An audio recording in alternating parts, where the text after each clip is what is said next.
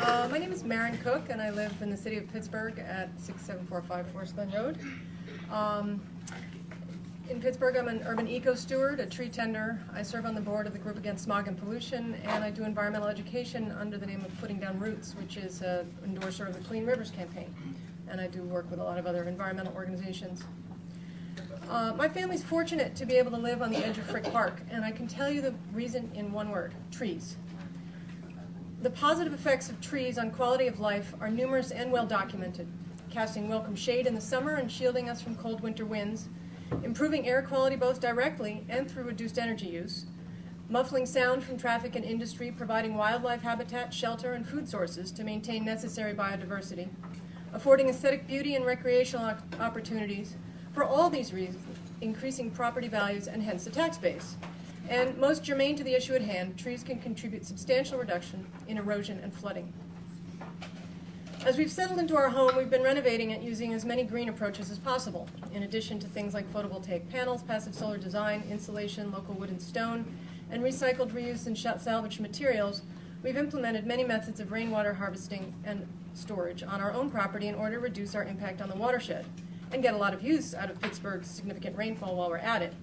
We have several rain barrels, a rain garden, and a roof garden, as well as productive multi-layered gardens all around the property, rather than pavement or lawn. Hundreds of people have visited our home to learn about permaculture, green building, renewable energy, and watershed issues, and many are working to shrink their own environmental footprint.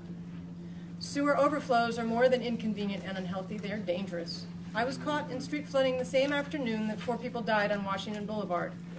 I was in Squirrel Hill, and I was lucky. As soon as I drove into the over-the-hood water, a little photo in my comments, as soon as I drove into the over-the-hood water at Forbes and Whiteman, I ducked up into a nearby driveway, and my car actually survived the experience. My cell phone didn't, as it was in my pocket when I went back into the water to assist another stranded motorist. You've pointed out that ALCOSAN doesn't control the land and facilities upstream and can't mandate green infrastructure modifications.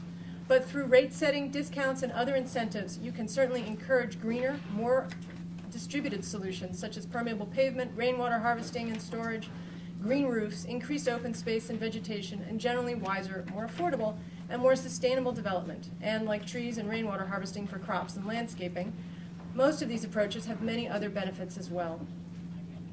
ALCOSAN has been educating the public about watershed issues for years, and it would be in line with your mission to follow through with your wet weather action plan. I'd also like to point out that the multiple municipalities comprising the ALCOSAN service area can be seen as an opportunity as well as a challenge. Individual municipal systems and rate structures can be tried out and the effects on outflow measured. Just like one should always insulate and weather seal a house before getting a really huge furnace, no matter how efficient it might be, ALCOSAN should pursue these upstream green infrastructure approaches by all possible means before committing to huge, costly, disruptive, energy-intensive downstream tanks and tunnels.